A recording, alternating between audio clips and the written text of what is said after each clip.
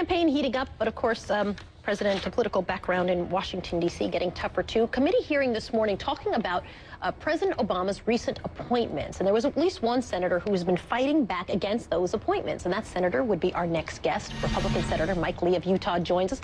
Nice to have you, sir. We liked your music. So already we're off to a good start on that front. We appreciate you joining us.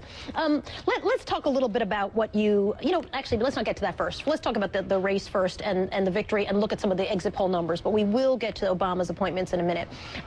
Tea Party strongly support the Tea Party, went for Newt Gingrich in the state of Florida. Mitt Romney came in only at 33%. So I'm wondering if your take is, listen, this could be a problem for Mitt Romney, or is it down the road, anybody versus President Obama is going to get the support of those strong Tea Partiers? Which is it?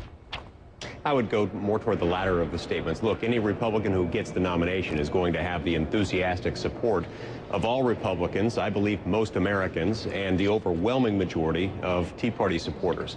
It's interesting, you know, 2/3 of those who voted yesterday in Florida's presidential primary identified themselves as people who support the Tea Party, and Mitt Romney still won by a margin of about 15 points. But look, regardless, the Tea Party is all about limited government. It's all about the fact that the federal government's too big and too expensive. And Mitt Romney supports those principles. The Tea Party will get behind him if and when he becomes the nominee. Senator Ron which is looking increasingly likely. Senator, good morning. Ron Brownstein. Republicans are concerned about the president's recess appointments, in particular of Richard Cordray to run the Consumer Protection Finance Bureau. But the Republican position was that they would not confirm any appointee to that bureau unless the president agreed to substantive changes in the underlying law. Can you name a precedent in American history where the Senate took a position that they would not confirm someone for a legally created position unless the law itself was changed? Has that ever been done before?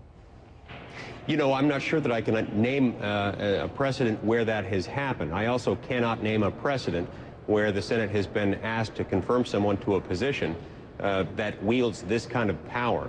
The CFPB head holds enormous power that is unprecedented.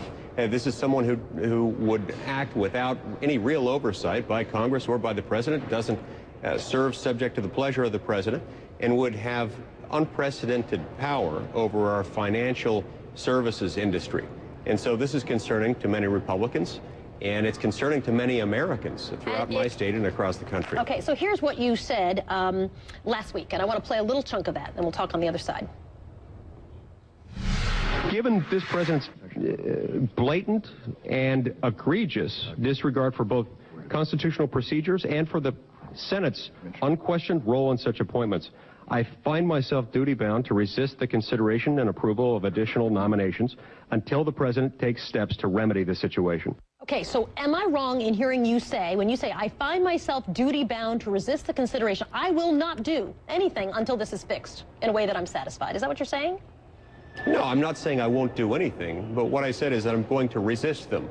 And I didn't indicate exactly how I'll be doing that. Generally, I don't show my cards in advance of exactly what play I'm going to make. But what I'm saying is I've cooperated with this administration up until this point. I've voted for scores of presidential nominees with whom I had some people significant philosophical difference. But now the president has taken power that doesn't belong to him. But some people read this as you saying, I'm going to be an obstructionist, that I'm going to, here in Congress, I'm going to be an obstructionist moving forward. And in a way, if you look at what the president said, I'll play a little chunk of what President Obama said, and then we'll talk on the other side.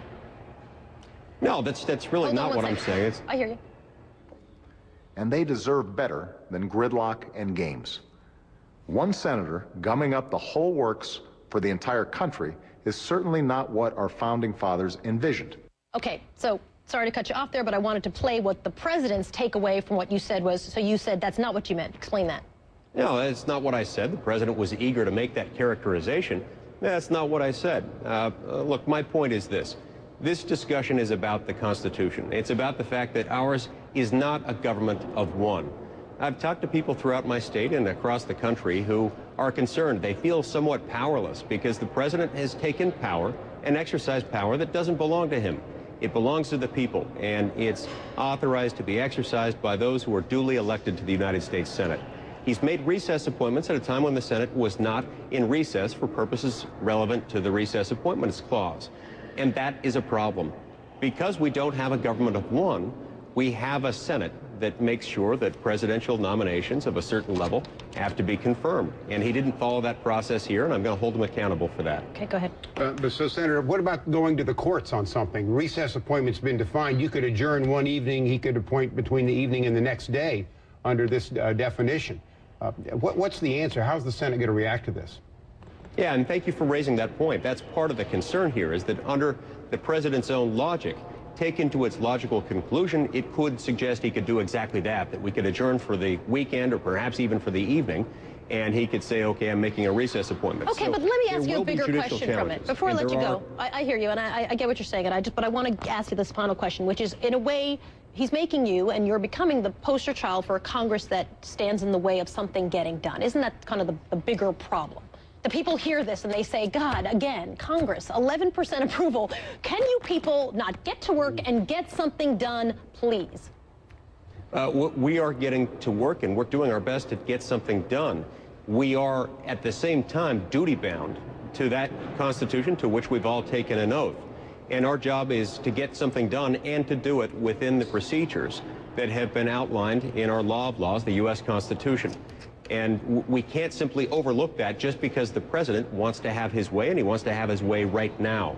The Constitution isn't always efficient, but it is the law, and we are duty-bound to uphold it. Senator Mike. The American people deserve better than to have that document overlooked. Senator Mike Lee joining us. He's a Republican from the state of Utah. It's nice to have you. He was joining us from the Russell Rotunda. It's a hard time seeing those pictures. Thanks for being with us. We appreciate it. Thank you.